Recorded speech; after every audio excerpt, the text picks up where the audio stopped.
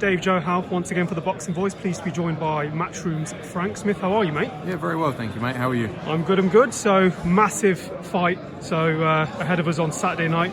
Danny Jacobs, John Ryder. How do you think it's going to go down?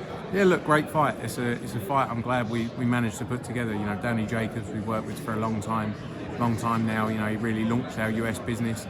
Great to have him over here in the UK. John Ryder, again, someone we worked with for 9-10 years now. You know, I think he boxed on our show at Ali Pali when Tony Bellew fought Edison Miranda there, sort of 9 years ago. So it's a big fight. It's a big opportunity for both guys. Both guys want to go in there and show that they've still got a lot left to give. You know, Danny Jacobs coming off the back of the Rosado performance, you know, where he got a lot of questions, you know, and he wants to prove that he's still got a lot left to offer the sport. And I think the fact that he's come here to the UK to take on Ryder in his hometown, you know, he's got money, he's been in the big fights.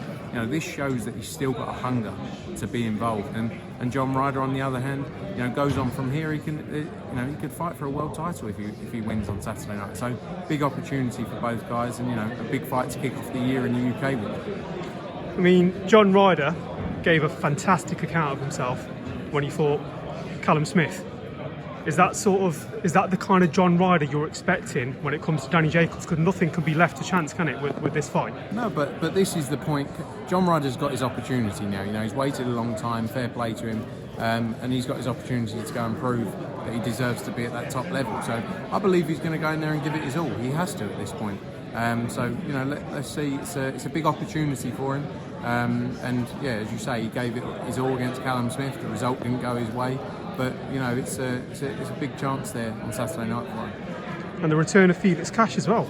Yeah, Felix Cash, you know, fair play to him. He's had a long time out the ring, you know, with some personal issues. And I think, you know, respect him for taking a real fight. Because Madiev is coming here to win. You know, he believes, he did an interview yesterday, he said he wins every round on Saturday. So, you know, he was training for a fight that was supposed to be in France at the end of January. So he's been ready for this, he's been waiting. But Felix is a real talent. And I think, you know, he's only going to improve with the better opposition he has in front of him. So, you know, big night for Felix on Saturday, and some big fights to move on to from there.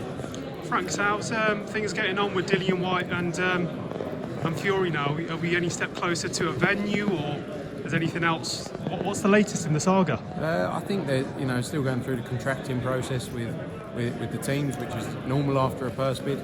You know, I think it's going to be April 23rd at Wembley Stadium. You know, so let's see how things play out. You know, we're obviously 100% behind our man in Dillian Whyte. We've worked with him for a long time.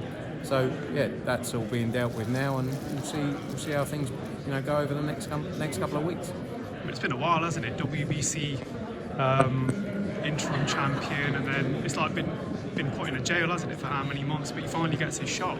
Yeah, look, he's waited a long time. He's been very patient, and his opportunity's here now. You know, he deserves this opportunity. He should have had it many years ago. He never really cared who it was against, whether it was against Tyson Fury, whether it was against Deontay Wilder. He just wanted his chance to fight for the WBC world title, and now's that chance. So he's been working. He's been away working in the gym constantly. He never actually leaves the gym, I don't think. So, you know, he's ready to go, and it's going to be a great fight. How's Anthony Joshua looking ahead of his rematch as well? I mean, that's going to happen this year as well, isn't it? Yeah, look, AJ's in a great place. He's been training hard ever since the fight back in September. You know, he hasn't stopped training. He's been focused on getting back in there and winning those belts back. So, you know, he's put a lot of time and effort back into getting back on the road and getting back training, and you know, working on those tactics to beat USYK in the rematch. What's it like working with the Paul brothers? Yeah, look, they're great. I think Jake's good for the sport. Ultimately, he's just trying to grow and build the sport, and it's what we need. It should be for the benefit of everyone involved in boxing. You know, it may not suit traditional boxing fans, or they might not like it, but ultimately, if it's bringing a new market into the sport of boxing, you know, it's improving boxers' pay, it's improving, you know, the ability to build events. It can only be good for everyone involved, you, me, anyone, even the fans at home, because the more money that's in the sport, the better fights they're going to get.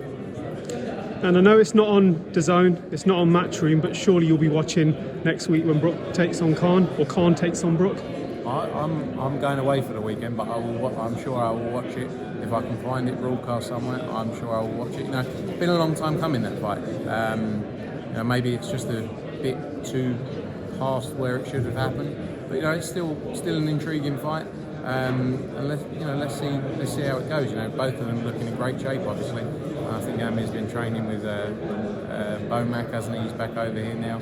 Kel's been in great shape. He's training with Kid Galahad out in Tenerife. So yeah, it's a great fight, and let's see how it goes. Would you pick a winner? Can I pick a winner?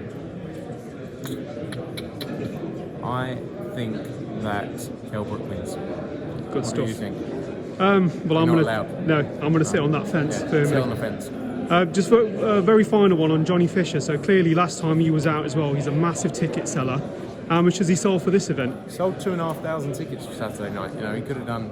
Speak to Big John, his dad, could have done 4,000 tickets. So it's quite amazing to see. You know, you don't see many fighters delivering those sort of numbers, and it's great for his career. You know, he has catapulted over the last year and changed his life, and he deserves it. And he's only going to keep growing and building. You know, those numbers are only going to keep going up. And imagine how many you'd have in there for a British title fight. You know, it's going to be crazy. So great to be on that journey with him, and it's going to be a big atmosphere in there from the Bosch Army on Saturday.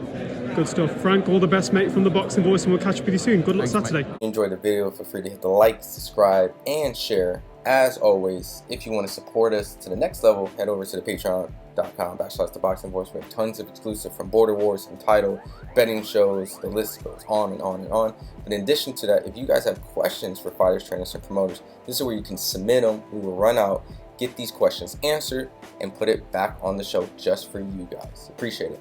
Peace.